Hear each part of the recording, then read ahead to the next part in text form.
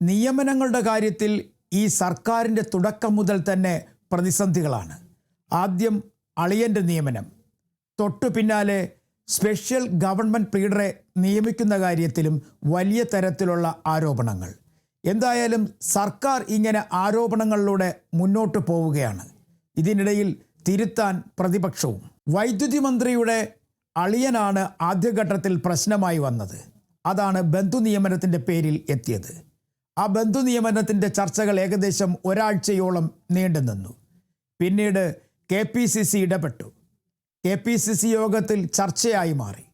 ചർച്ചകൾക്കൊടുവിൽ എന്തായാലും അളിയൻ രാജിവെച്ചു, പിന്മാറി. ഇപ്പോഴാകട്ടെ അടുത്ത പ്രശ്നവും പ്രതിസന്ധിയും ഗവൺമെൻറ് പ്ലീഡർമാരെ നിയമിക്കുന്ന കാര്യത്തിലായിരുന്നു. അതിൽ ദേവസ്വം ബോർഡിൻ്റെ കേസുകൾ വാദിക്കുന്നതിന് വേണ്ടി പ്രത്യേക അഭിഭാഷകനെ നിയമിച്ചതിലാണ് പിന്നീട് പ്രശ്നമുണ്ടായത്, ആരോപണങ്ങൾ ഉണ്ടായത്. ശബരിമല സ്വർണ്ണപ്പാളി വിവാദവുമായി ബന്ധപ്പെട്ട കേസ് വാദിക്കുന്ന, അതായത് സ്മാർട്ട് ക്രിയേഷൻസിൻ്റെ കേസ് വാദിക്കുന്ന അഭിഭാഷകനെ സർക്കാർ തന്നെ പ്രത്യേക അഭിഭാഷകനായി നിയമിച്ചത് വിവാദങ്ങൾക്ക് വഴിവെച്ചു.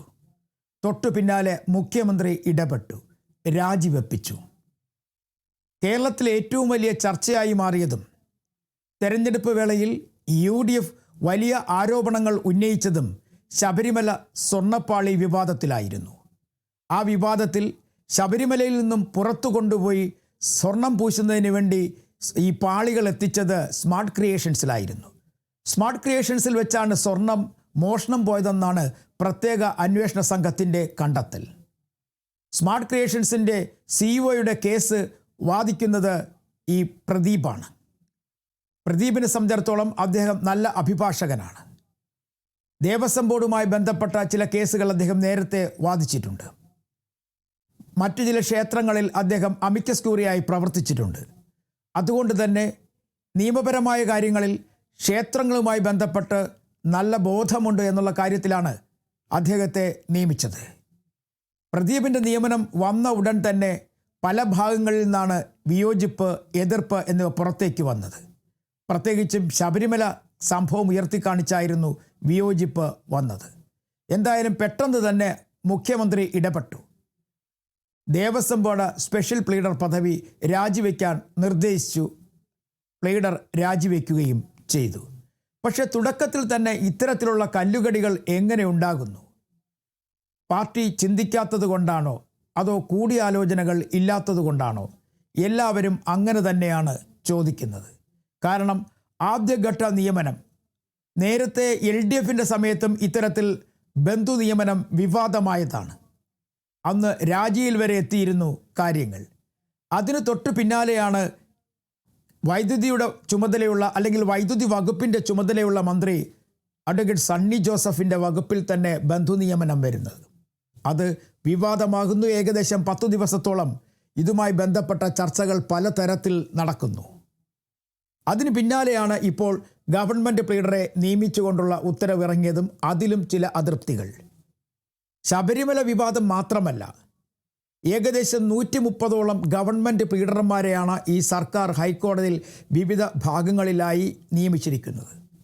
അതിലൊക്കെ തന്നെ ചില അതൃപ്തികളുണ്ട്.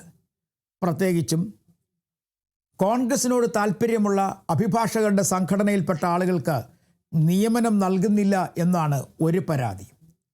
ആ പരാതി പരിഹരിക്കാൻ കഴിഞ്ഞിട്ടില്ല എന്ന് അവർ പറയുകയും ചെയ്യുന്നു. ഇതേ പരാതി തന്നെ ലീഗിനുമുണ്ട്. ലീഗിനും കൃത്യമായ പ്രാധാന്യം ലഭിച്ചിട്ടില്ല എന്ന് ലീഗിൻ്റെ അഭിഭാഷകരും പറയുന്നു. അപ്പോൾ ഇങ്ങനെ വലിയ തരത്തിലുള്ള ആരോപണങ്ങൾ ഉയർന്നു നിൽക്കുമ്പോൾ, അല്ലെങ്കിൽ പരാതികൾ ഉയർന്നു നിൽക്കുമ്പോഴാണ് ഇത്തരത്തിൽ വിവാദത്തിൽ പെട്ടുപോയ, അല്ലെങ്കിൽ ഇത്തരത്തിൽ ഒരു വിവാദ നിയമനത്തിന് സർക്കാർ തയ്യാറായത്. ഇതിൽ ഒരു കാര്യം ഉറപ്പാണ്, രാജിവെച്ചു, അദ്ദേഹം പിന്മാറി, അത് കൃത്യമാണ്. പക്ഷേ ഇതുമായി ബന്ധപ്പെട്ട ചർച്ചകൾ നീണ്ടുപോകും എന്നുള്ളത് ഉറപ്പാണ്. കാരണം മുൻ മുഖ്യമന്ത്രി പിണറായി വിജയൻ ഇപ്പോഴത്തെ പ്രതിപക്ഷ നേതാവ് പറഞ്ഞ വാക്കുകൾ ശ്രദ്ധിക്കണം. ഈ നിയമനം കള്ളന് ചൂട്ടുപിടിക്കുന്നതിന് തുല്യം എന്നാണ് പറഞ്ഞത്.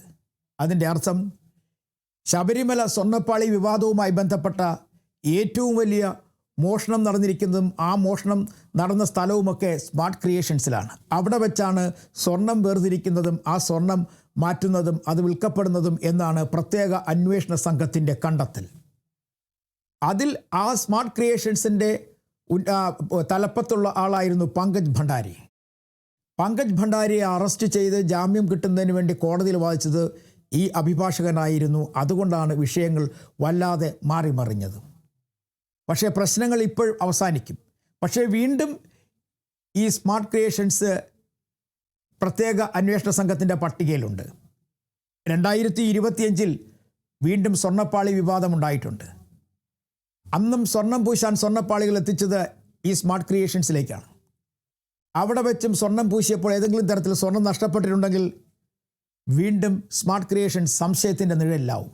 അങ്ങനെ പലതരത്തിലുള്ള വിവാദങ്ങളിൽ പെട്ടുകിടക്കുന്ന ഒരു സ്ഥാപനത്തിൽ ആ സ്ഥാപനത്തിൻ്റെ അഭിഭാഷകനെ ഗവൺമെൻറ് സ്പെഷ്യൽ പ്ലീഡറാക്കിയതാണ് വിവാദമായത്. എന്തായാലും നിലവിൽ പ്രശ്നങ്ങൾ അവസാനിച്ചിരിക്കുന്നു.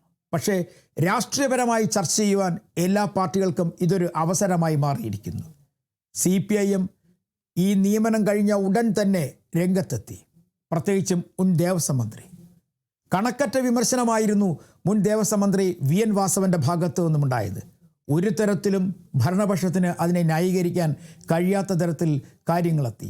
അതുകൊണ്ടാണ് രാജിയിലേക്ക് വരെ എത്തിച്ചേർന്നത്. എന്തായാലും നിയമനം റദ്ദാക്കുന്നതിന് പകരം രാജിവെപ്പിച്ചു. നല്ല കാര്യം.